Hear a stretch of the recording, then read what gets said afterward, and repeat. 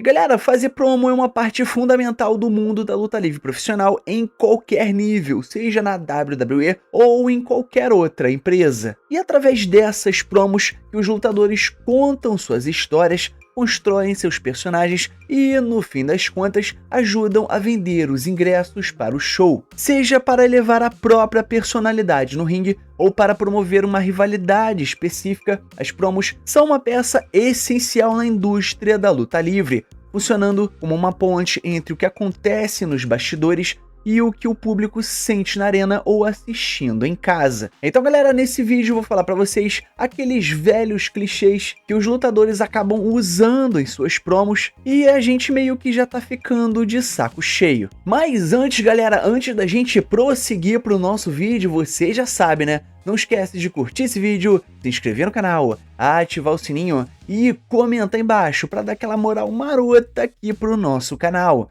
Então, sem mais delongas e sem mais papo furado, partiu pro vídeo. Culpar os fãs por causa de um heel turn. Galera, virar um heel é um dos elementos mais clássicos da luta livre profissional. Muitas vezes, aquele babyface querido pelo público acaba se transformando em alguém que a galera vai vaiar toda a semana.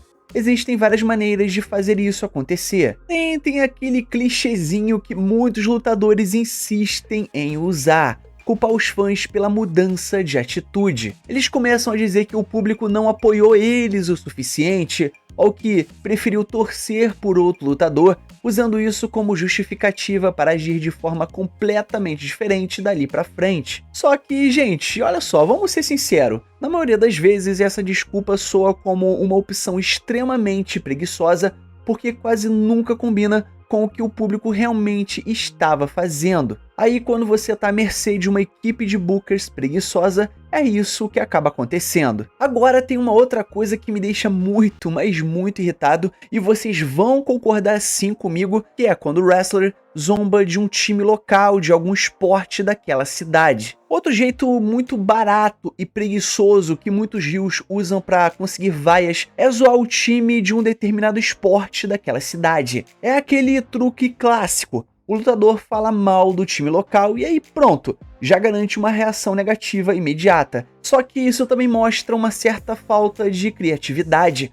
Normalmente, os lutadores apelam para esse clichê quando percebem que a promo não tá funcionando como deveria. Aí, para poder reacender o público, eles jogam o nome do time da cidade no meio e tentam aí provocar a galera. Mas o problema é que nem todo mundo é fã de esportes, nem todo mundo conhece aquele time, e hoje, principalmente com a WWE globalizada, muitos fãs ao redor do mundo não vão entender absolutamente nada do que está acontecendo. Então, dependendo do público, essa provocação simplesmente não funciona. Quem está assistindo de casa não sente aquela mesma conexão com o time local, e principalmente quem não é dos Estados Unidos, o que pode até tirar a pessoa do clima da promo. Fora também para quem assiste dublado na Netflix, os narradores não falam coisa com coisa e muitas vezes também não tem nada a ver com o que os lutadores ali no ringue estão falando. Aí você tem toda essa combinação e é um prato cheio para a pessoa não entender bulhufas do que está acontecendo ali. E eu acho que seria muito mais interessante se os lutadores focassem em provocações relacionadas à luta livre,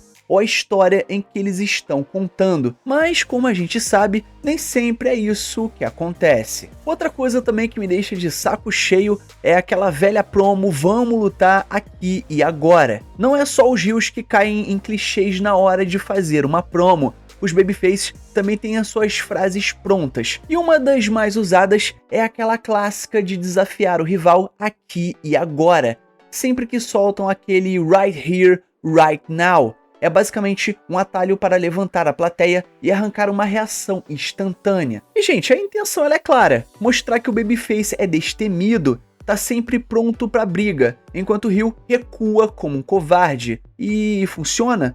Até que funciona, mas com um grande problema. Esse tipo de situação sempre faz o heel parecer péssimo. E pior, criam uma expectativa nos fãs de uma luta que a gente sabe que nunca vai acontecer naquele momento.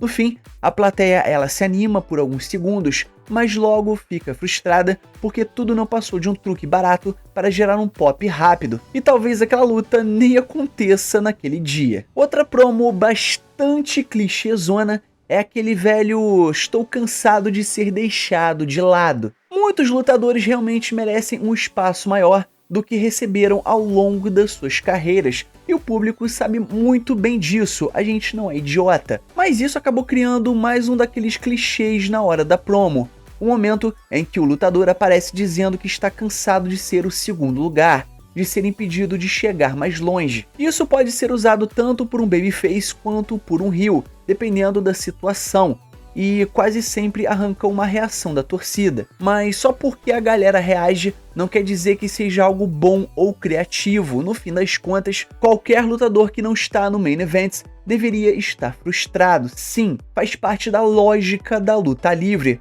tanto na kayfabe quanto na vida real. Acreditar que todo mundo quer ser campeão mundial. Então, quando o lutador explica isso no microfone em voz alta, ele só tá sendo o capitão, óbvio. Agora vamos para outro clichê, que é aquele famoso "é o meu destino". Um dos clichês mais batidos das promos da luta livre é quando o lutador diz que é o seu destino se tornar uma grande estrela, por ser campeão mundial. É aquele tipo de frase que simplesmente não faz sentido. Afinal de contas, todo mundo na indústria da luta livre treinou por anos para chegar longe, para virar um nome importante e disputar cinturões importantes. E na luta livre não existe essa história de destino, nem mesmo para os filhos das lendas. Nada garante sucesso na luta livre, ninguém nasce com um cinturão reservado. Mesmo assim, essa frase aparece o tempo todo, principalmente quando o lutador tá fazendo um papel de heel no topo da empresa. E bom, basicamente é daqueles clichês que já virou o piloto automático. Agora a última e não a menos importante são as interrupções na promo. E vocês vão entender o que eu tô falando. De todos os clichês batidos das promos da luta livre, nenhum é mais cansativo do que as interrupções, onde um fala, outro entra, depois outro, e quando a gente vê, já tá meio roster no ringue repetindo as mesmas frases. É previsível, é frustrante e acontece praticamente toda semana na WWE. E isso piora ainda mais quando uma luta com vários participantes tá marcada para acontecer em breve. Aí a WWE faz a festa, e ela adora fazer isso nas épocas do Money in the Bank, do Elimination Chamber e agora nos War Games. Coloca todos os competidores ali no ringue, cada um falando por que vai vencer, e pronto. Vira um segmento arrastado de 20 minutos, muitas vezes sem acrescentar absolutamente nada na história. Isso se tiver uma história. E esse tipo de clichêzão já virou protocolo, mas eu acredito que vocês já estão mais do que cansados de ver. Agora, galera, nós chegamos no final do nosso vídeo. Agora eu quero saber de vocês.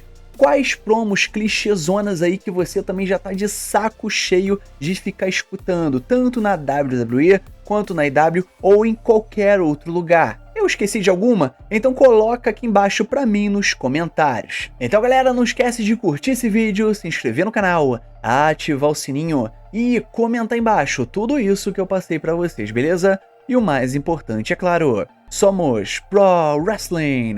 Valeu e fui!